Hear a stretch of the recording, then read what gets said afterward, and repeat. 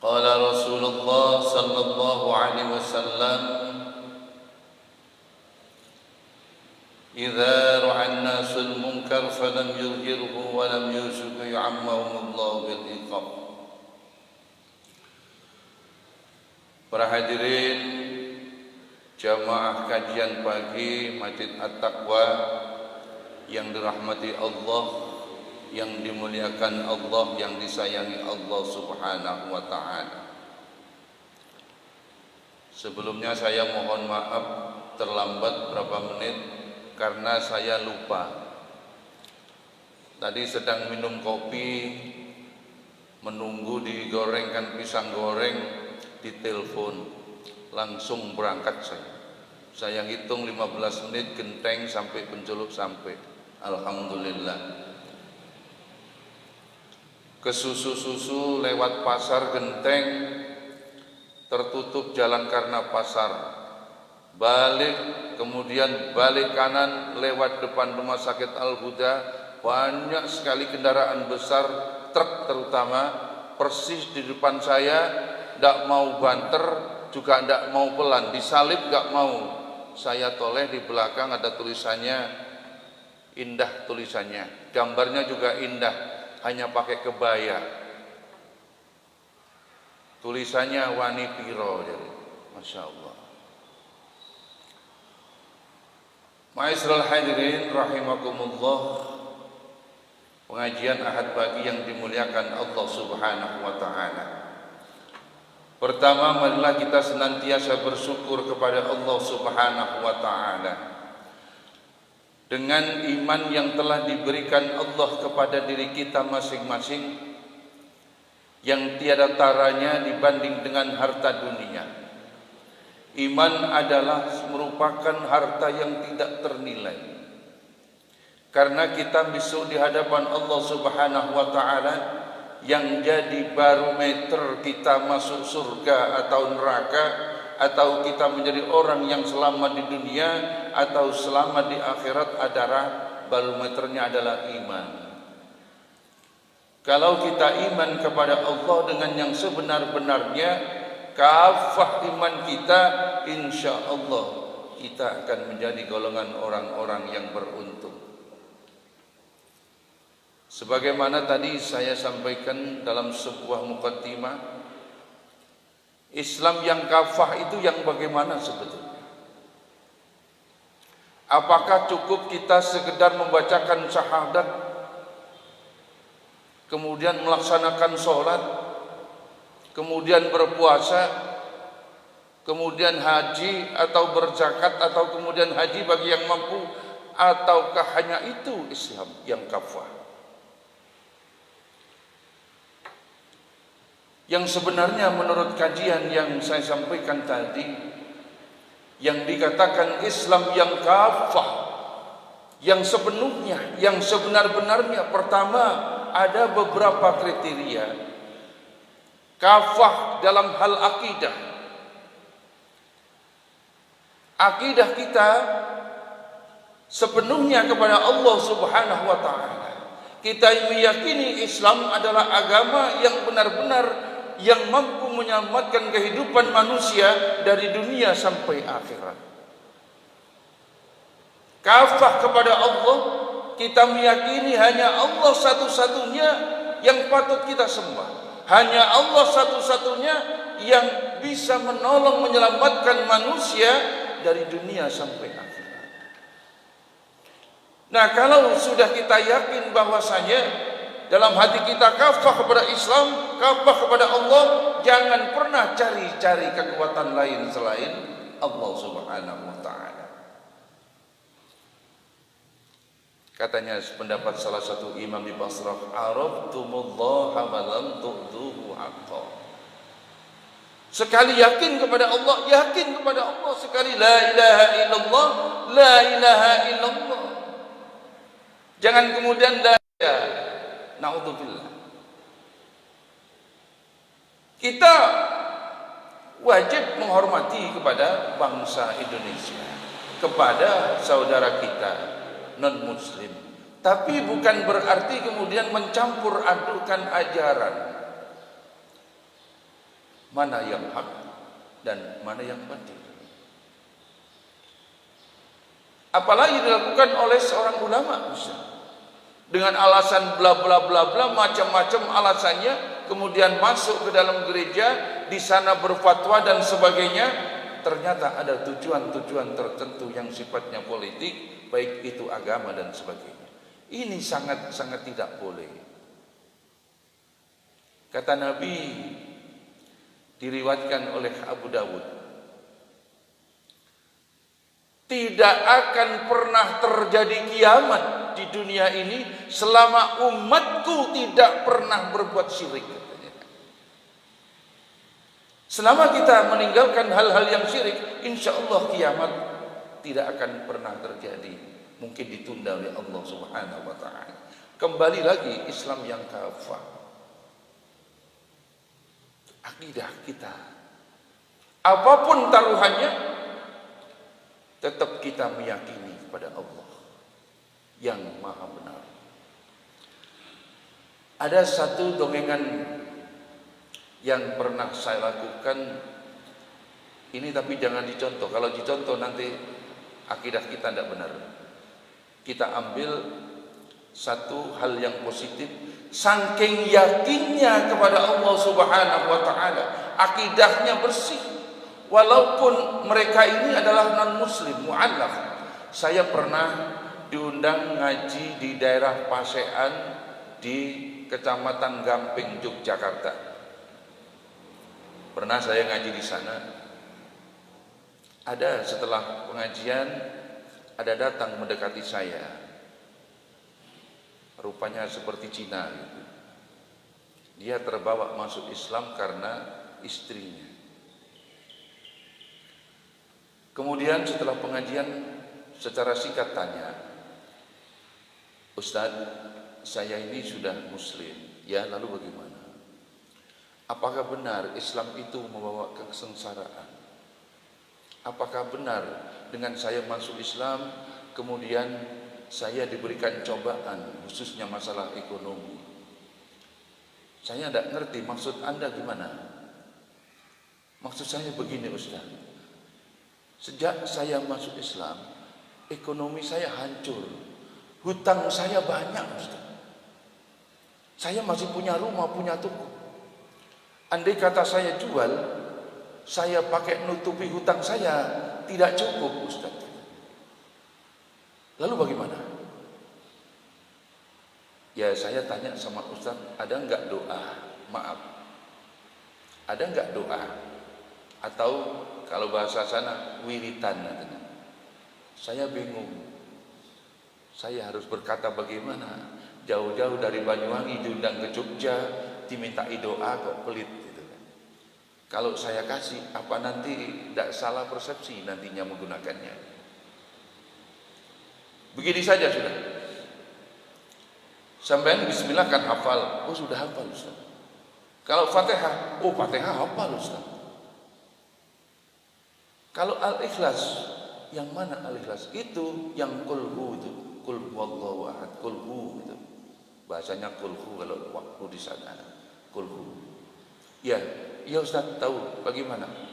Baca tiap hari bismillah, Fatihah 100 kali, kulhu 100 kali. Oh ya bisa Ustaz. Wah, dengan percaya diri ngomong bisa. Oke, sudah hilang. Gobloknya orang ini tidak mau tanya bagaimana sebetulnya yang harus dibaca yang sebenarnya sesuai dengan Al-Quran. Sudah berapa bulan kemudian, kalau nggak salah 6 bulan lebih, teleponlah dia ke saya. Ustaz, saya terima kasih Ustaz.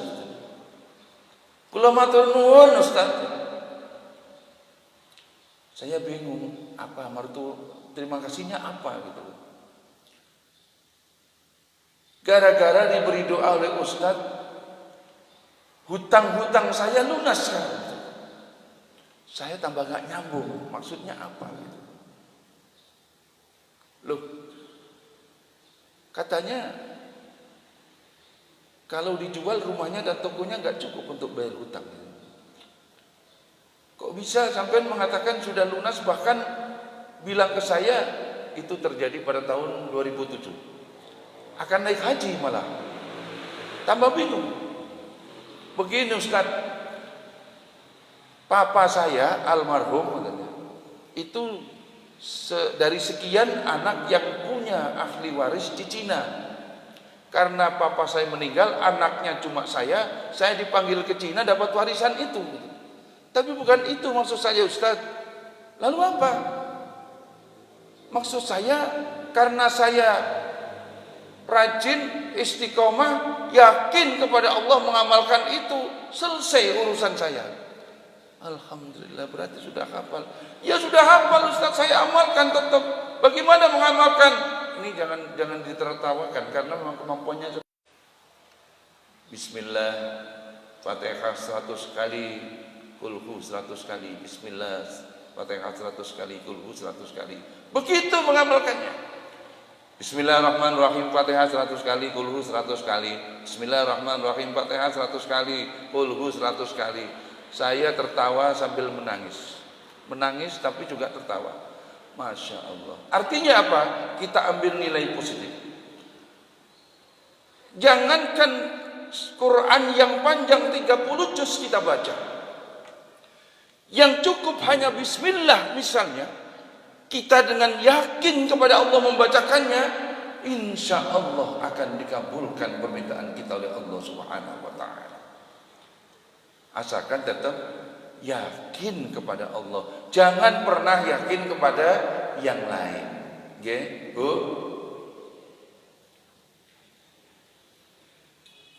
Jangan sampai kita, tadi saya katakan, katanya ulama Basrah, aradtumullah wa lam tu'tuhu haqqo. Kamu yakin kepada Allah, kalau Allah itu ada, kalau Allah itu satu-satunya Tuhan yang patut disembah, tapi kamu masih mencari-cari kekuatan lain selain Allah Subhanahu wa Ta'ala.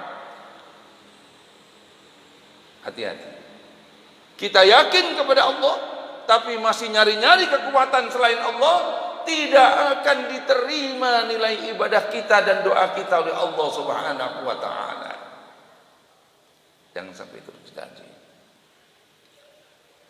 Ma'asyiral hadirin, ini sebagai bingkai pembicaraan saya pagi ini. Sudah tidak terasa 23, nanti pas jam 7 selesai ya. Saya jam 9 harus di Jember soalnya.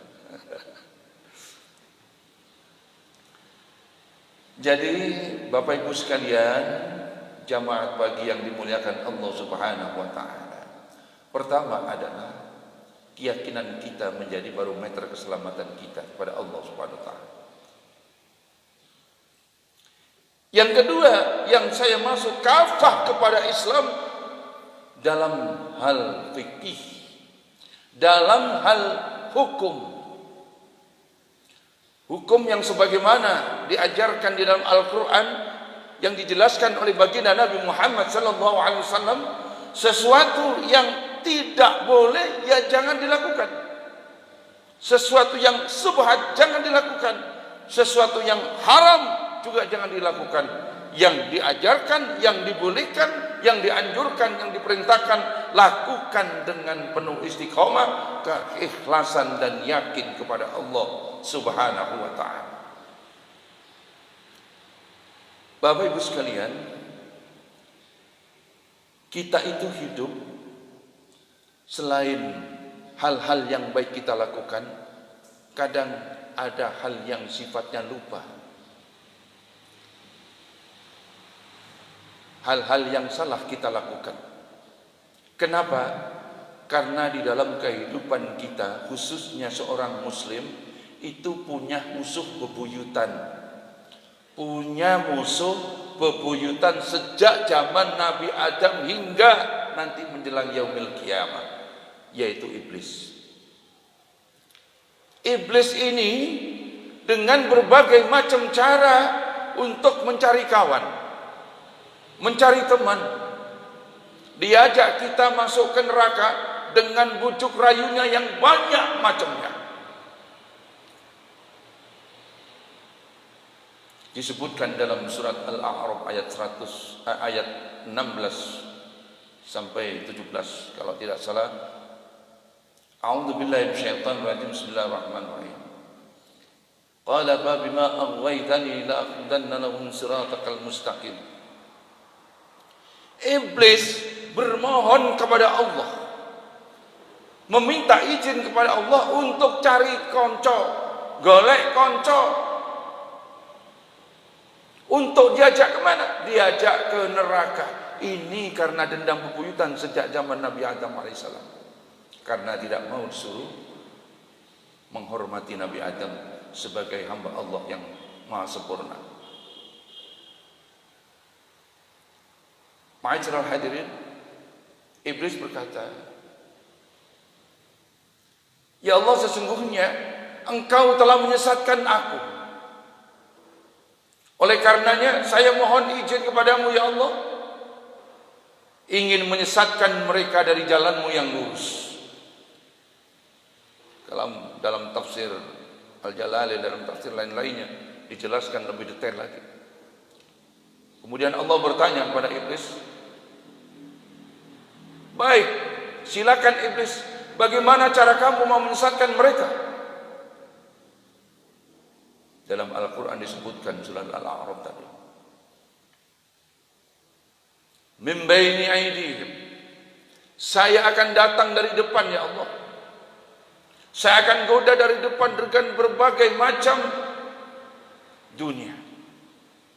Saya goda dengan pangkat, saya iming-imingi jabatan, saya iming-imingi uang dan sebagainya, sehingga dia akan lupa kepadamu ya Allah. Masya Allah. Kata Allah bertanya lagi kepada iblis, kalau dari depan kamu gak bisa, wa min khalfihim, saya datang lagi dari belakang, saya datangi mereka dari belakang ya Allah, saya pengaruhi mereka dengan hal-hal yang sifatnya indah di dunia, agar supaya lupa kepadamu, agar supaya tidak mau melaksanakan apa yang jadi perintah kamu ya Allah, katanya iblis. Nah, kalau dengan jalan seperti itu juga masih nggak bisa, apa yang kamu lakukan iblis? Saya akan datang dari arah sebelah kanan mereka ya Allah, dari golongan orang-orang yang beriman. Wa an aimanihim, aku akan datang melalui orang-orang yang beriman, bukan hanya orang yang tidak beriman. Kalau orang yang tidak beriman pasti sudah menjadi temannya.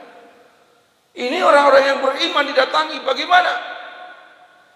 Dipengaruhi dengan berbagai macam cara, diadu domba melalui pilkada misalnya, melalui pemilihan kepala desa, melalui pilihan bupati, melalui pilihan presiden dan sebagainya. Islam dengan Islam diadu domba, dipengaruhi diadu domba. Bahkan kiai dengan kiai, NO sama NO, Muhammadiyah sama Muhammadiyah diadu domba di situ melalui hal-hal yang bersifat politik. Hati-hati ini. Saya kalau ngaji maaf seperti ini Pak ya, apa adanya saya. Mohon jangan terlalu tegang, biar saya yang tegang ngomong enggak apa-apa. Dihancurkan kita melalui orang-orang yang beriman. Gini apa mboten Bu? Iya banda, kiai pondok satu dengan kiai pondok yang lain diadu domba. Yang satu dukung partai yang satu dukung partai yang satu. Ini adalah cara-cara Yahudi. Bahkan maaf, cara-cara Yahudi yang mengambil teori daripada komunis. Diadu domba, dihancurkan kita melalui orang-orang yang beriman, agar supaya hancur. Kalau sudah yang namanya orang beriman bertengkar, merebutkan hal-hal yang besar di dunia, maka semuanya juga akan masuk nerakanya Allah Subhanahu wa ta'ala. Sama-sama masuk neraka.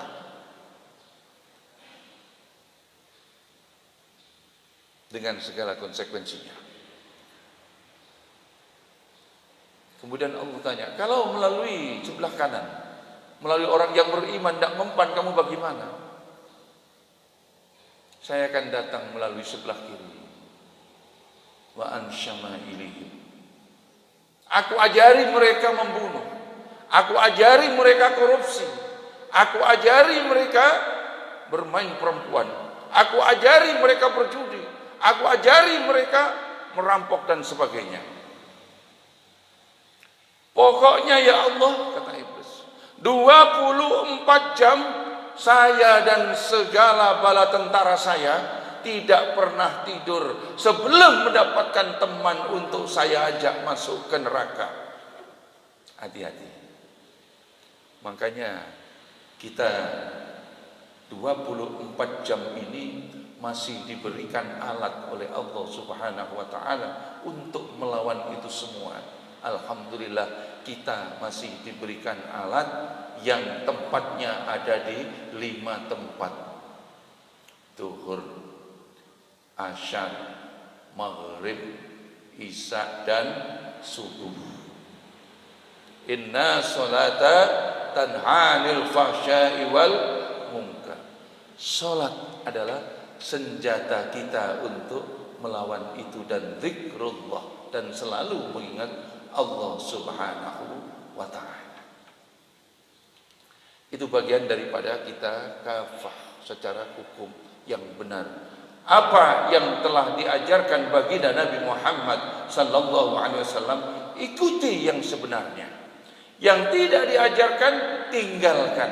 Jangan sampai kita tidak diaku menjadi umat Kanjeng Nabi Muhammad sallallahu alaihi wasallam. Falaisa minni, kata Nabi. Barang siapa melakukan sesuatu yang tidak pernah aku ajarkan, falaisa minni, maka mereka tidak termasuk golonganku. Na'udzubillahi min dzalik. Ini sekedar memberikan gambaran kafah itu seperti apa. Yang selanjutnya, yang ketiga, kafah adalah dalam hal ibadah. Dalam pelaksanaan ibadah kita harus kafah kepada Islam. Artinya kalau kita kepingin kafah, ikuti ajaran Nabi Muhammad sallallahu alaihi wasallam. Mulai yang sholat, yang puasa dan sebagainya, mulai dari kaifiyat sholat kita ikuti sesuai dengan bimbingan majelis tarjih yang ada. Itu merupakan satu bagian daripada kafah.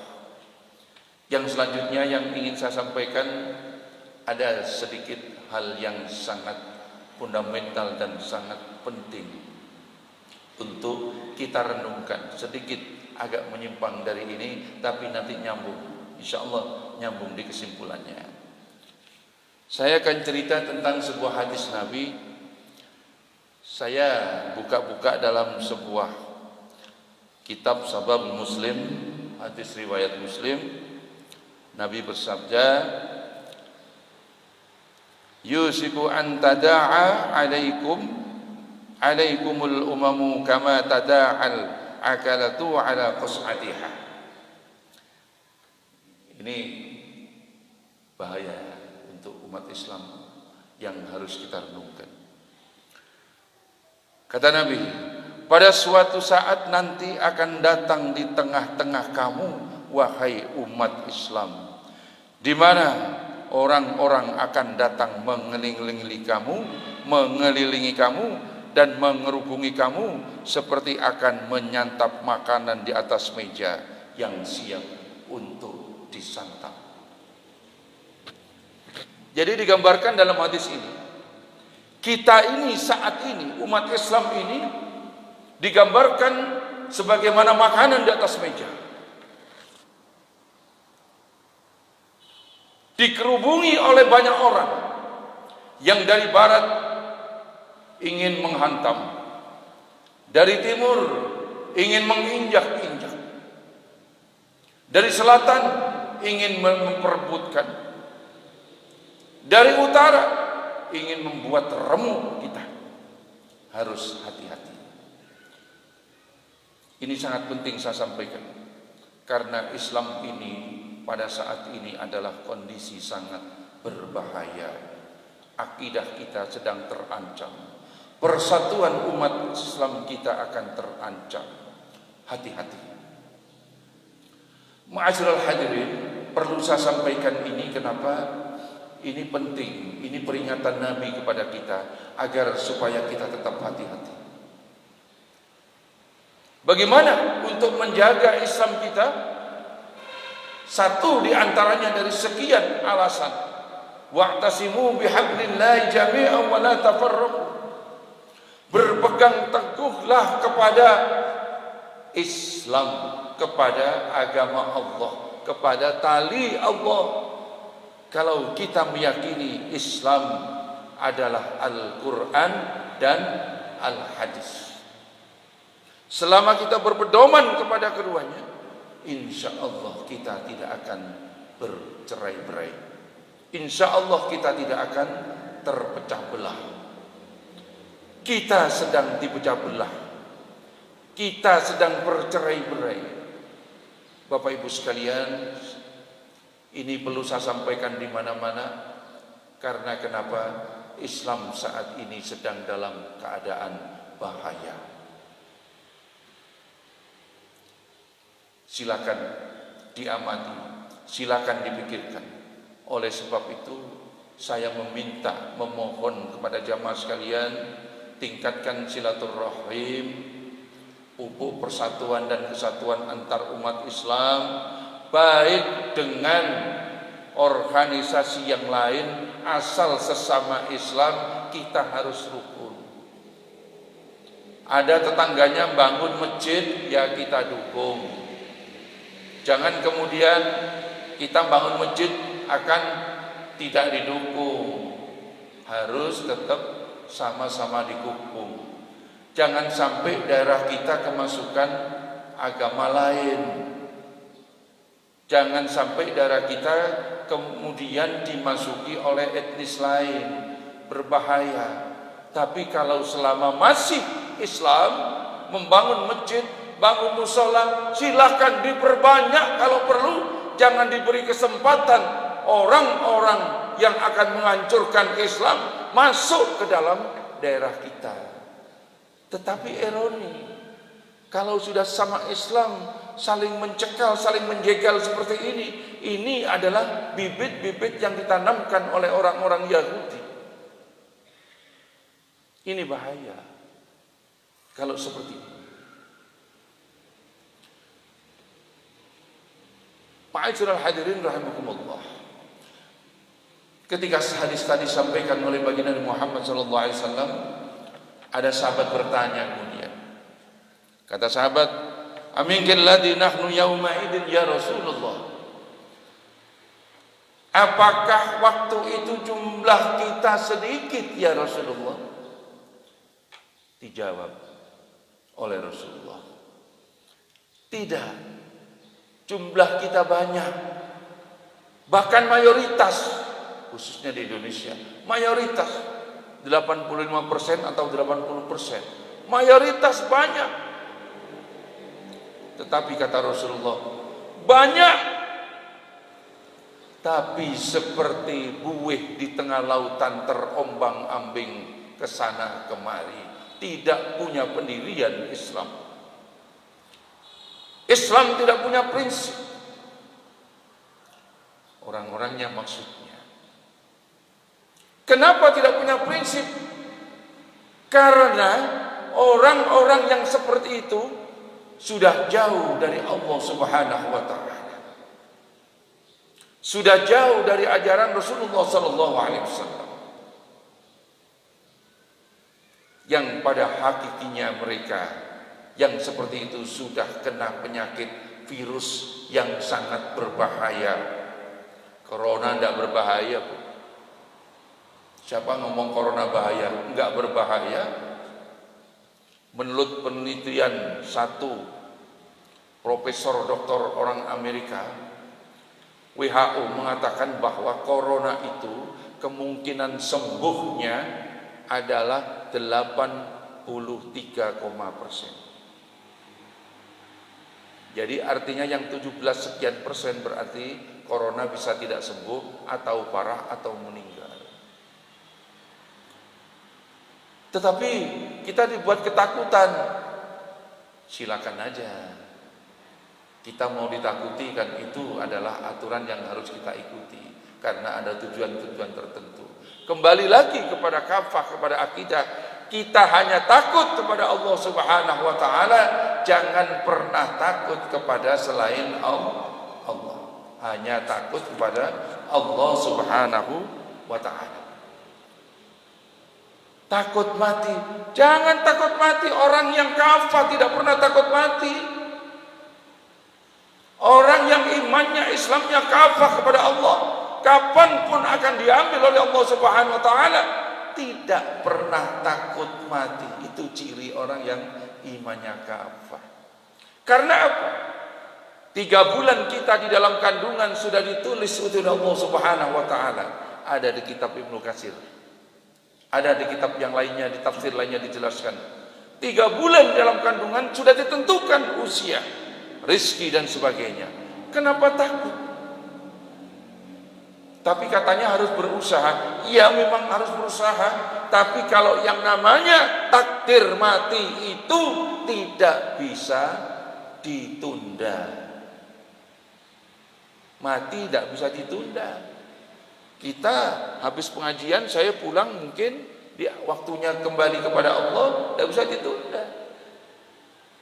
Kita terpeleset dalam kamar mandi, langsung mood, tidak bisa ditunda. Kita tidur terus, tidak bisa ditunda. Jatuh dari pesawat, belum takdirnya mati, tidak akan terjadi itu mati. Karena qada dan qadarnya Allah. Ma'asyiral hadirin, itu. Kalau sudah kena penyakit wahan, penyakit wahan itu bahasa gampangnya terlalu cinta dunia dan takut mati. Kalau orang sudah terlalu cinta dunia, takut mati, ini kena virus yang membahayakan kita di dunia juga sampai di akhirat. Kalau virus corona, kalau kita menjadi golongan orang-orang yang beriman, yang bertakwa kepada Allah, misalnya kena virus corona, meninggal, insya Allah kita masuk surganya Allah Subhanahu wa ta'ala. Tapi kalau sudah kena yang namanya virus wahan ini, dunia juga neraka, nanti di akhirat juga masuk nerakanya Allah Subhanahu wa ta'ala. Hati-hati. Makanya sekali kita beriman kepada Allah, kita tetap yakin kepada Allah. Insya Allah, Bu, Pak, kalau kita yakin kepada Allah dengan setulus-tulusnya, enak hidup kita. Dijamin oleh Allah Subhanahu wa ta'ala. Apapun dijamin oleh Allah. Jangan khawatir. Sama seperti misalnya kita mau mendirikan tempat ibadah, mendirikan masjid. Niat kita niat ibadah, menegakkan kalimat Allah, yakin kepada Allah, jangan yakin kepada lainnya. Insya Allah akan dibantu, ditolong oleh Allah Subhanahu wa ta'ala, dilindungi oleh Allah Subhanahu wa ta'ala. Walaupun banyak tantangannya, walaupun banyak yang mau menggagalkan, kalau Allah sudah mengizinkan, tetap akan berdiri itu tempat ibadah atau masjid yang akan kita dirikan. Bahkan mungkin orang-orang yang akan berusaha mencekal atau mencegah diberi peringatan oleh Allah Subhanahu wa ta'ala, supaya sadar bahwasanya itu membangun rumah Allah Subhanahu wa ta'ala. Ma'asyiral hadirin, yang paling berbahaya kemudian ada hal yang pernah diungkapkan oleh Nabi di zaman akhir ini. Ada Nabi pernah berkata, suatu saat akan datang suatu masa, suatu zaman di mana Islam tinggal namanya. Betul? Pernah ingat itu? Islam tinggal namanya. Peci Islam, surbanya Islam, orangnya mengaku Islam, tapi akhlakul karimahnya tidak mencerminkan seorang Islam. nanti itu akan terjadi seperti itu. Yang kedua, akan terjadi juga di mana Al-Quran tinggal tulisannya.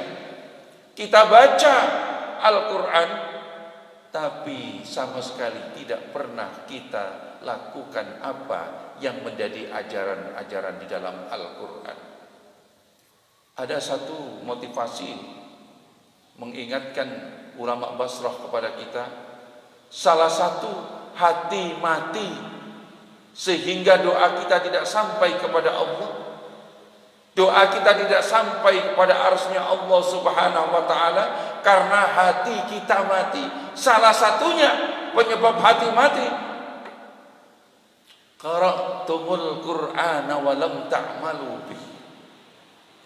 Kita baca Al-Quran, bahkan kita lakukan Al-Quran, kita gunakan untuk lomba baca Al-Quran, bahkan ada tetangga tidur pun kita tidak peduli, tetap baca Al-Quran. Hatmil Quran bagus, hatmil Quran baik, hataman baik, dilakukan baik,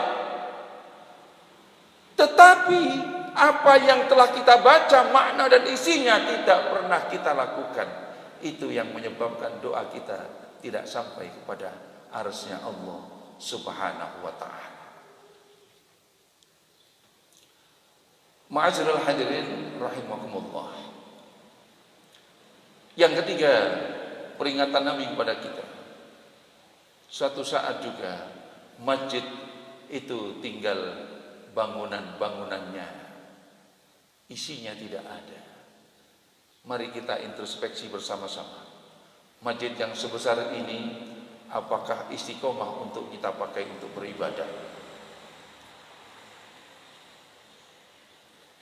Masjid yang akan kita bangun, apakah sudah siap untuk kita pakai berjamaah, beribadah, menegakkan kalimat Allah di atas segala-galanya? Itu yang menjadi sebuah hal yang harus kita renungkan. Kalau memang sudah siap untuk kita bangun, siapkah kita untuk mengisi dengan kegiatan-kegiatan yang positif? Harus kita pikirkan seperti itu. Boleh kita bangun, memperbanyak masjid, boleh. Tapi yang paling penting, bagaimana kita mampu mengisi dengan ibadah, mengisi dengan kegiatan-kegiatan keagamaan, mengisi dengan kegiatan-kegiatan positif, sehingga akan menghasilkan benar-benar masjid yang benar sebenarnya. Ma'asyiral hadirin rahimakumullah. Kafah yang seterusnya adalah baginda Nabi mengajarkan hubungan antara manusia dengan manusia, hubungan antara manusia dengan Allah Subhanahu wa ta'ala, hubungan antara manusia dengan makhluk alim selain manusia, diatur di dalam ajaran baginda Nabi Muhammad sallallahu alaihi wasallam. Bagaimana hubungan kita dengan Allah? Ya, kita melaksanakan ibadah. Wa ma khalaqtul jinna wal insa illa liya'budun. Sudah dijelaskan.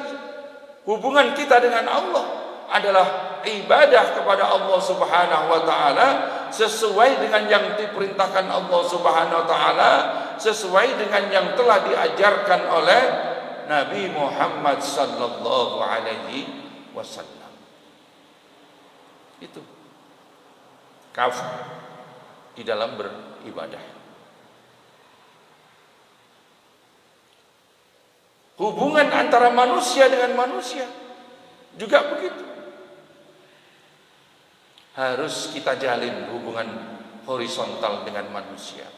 Kalau vertikal dengan Allah, horizontalnya dengan manusia sama manusia, khususnya dengan sesama muslim, mobil khusus lagi dengan sesama teman di organisasi kita. Kita bangun kekuatan Islam melalui organisasi kita yang ada, tapi bukan merupakan organisasi yang akan kita gunakan untuk menghancurkan teman-teman kita sama Islam. Tidak pada tempatnya.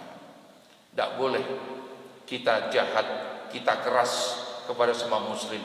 Diajarkan di dalam surat Al-Fat, pernah saya sampaikan di pengajian. A'udzubillahi minasyaitonirrajim. Bismillahirrahmanirrahim. Muhammadur Rasulullah walladzina ma'ahu asyidda'u 'alal kuffar ruhama'u bainahum tarahum ruk'an sujada yabtaghuna fadlan minallahi wa ridwana simahum biwujuhihim min athari sujud. Muhammadur Rasulullah, Muhammad utusan Allah. Muhammad diutus oleh Allah untuk memperbaiki akhlak manusia, untuk mengajarkan supaya manusia ini menjadi orang-orang yang selamat di dunia dan akhirat. Diajarkan oleh baginda Nabi Muhammad sallallahu alaihi wasallam. Tetapi dari ajaran-ajaran yang disampaikan ada hal yang sifatnya prinsip, harus tegas kepada kekafiran, tegas keras kepada orang kafir, bukan kemudian diartikan membunuh.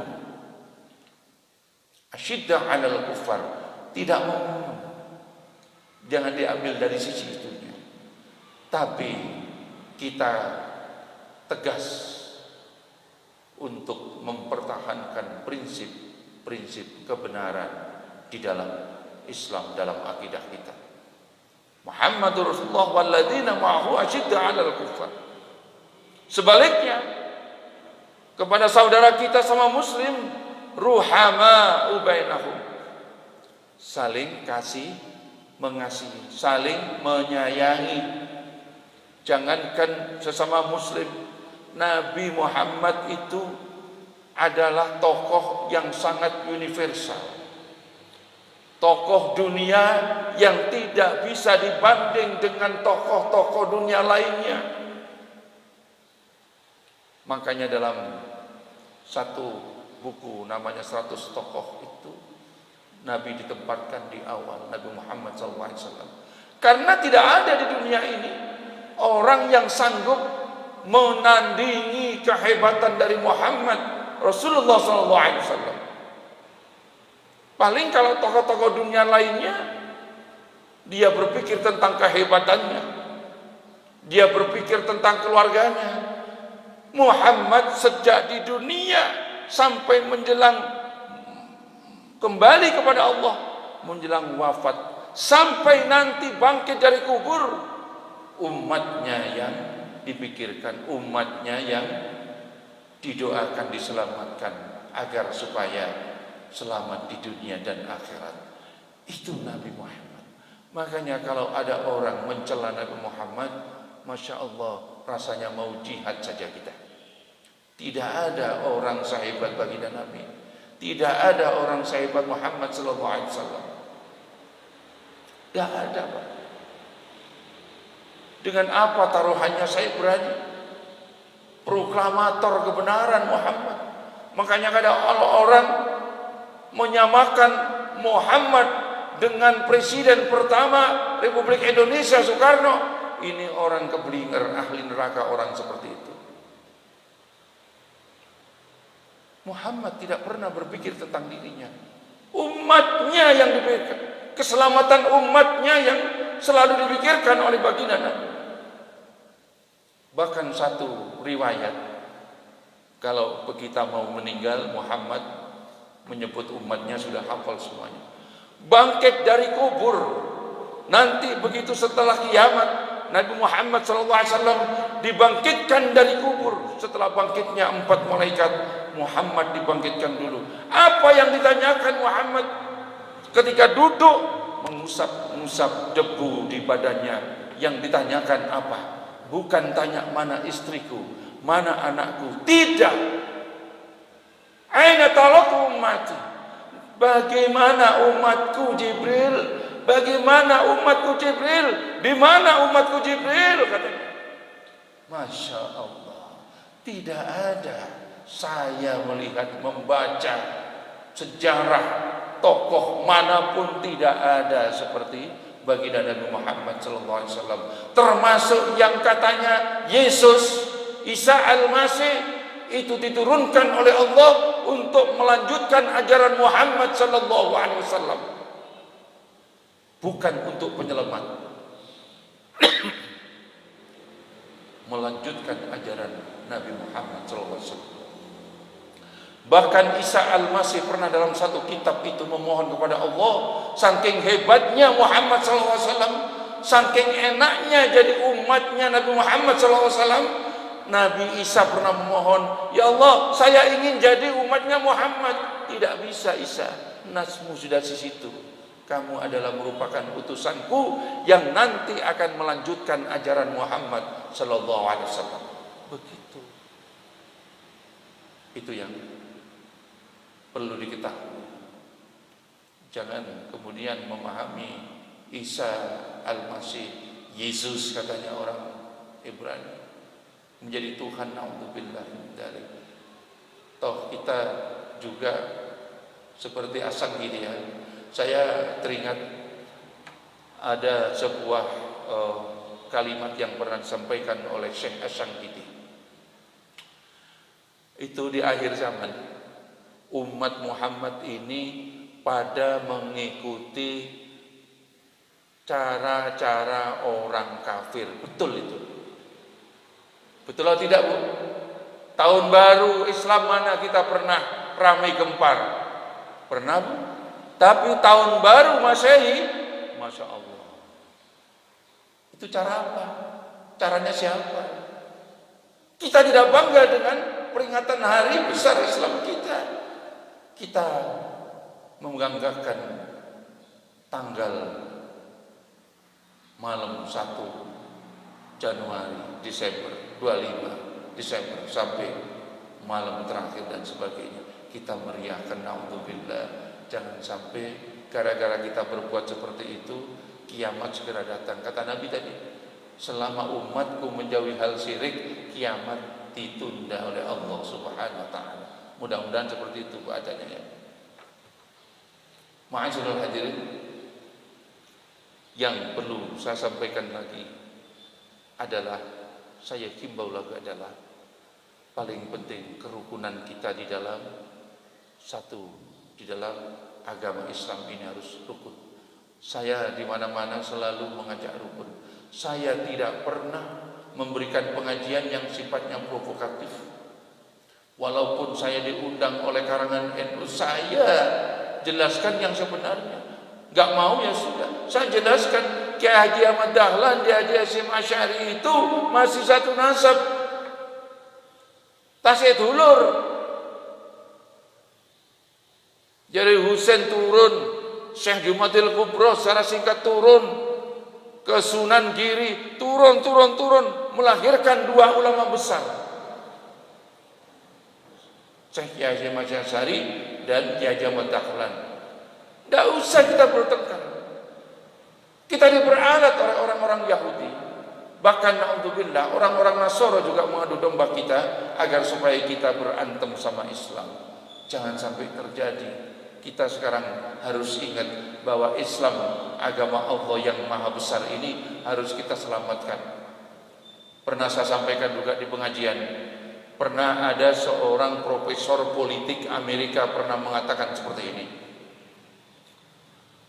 Indonesia ini sulit, mau ditumbangkan, mau dihancurkan seperti apapun tidak bisa selama masih ada umat Islam. Tapi Islam di Indonesia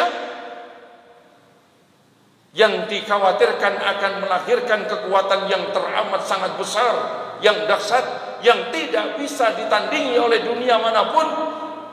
Kalau bersatunya umat Islam antara NU dan Muhammadiyah rukun, akan melahirkan kekuatan Islam yang sangat besar, yang tidak bisa ditumbangkan oleh kekuatan lainnya.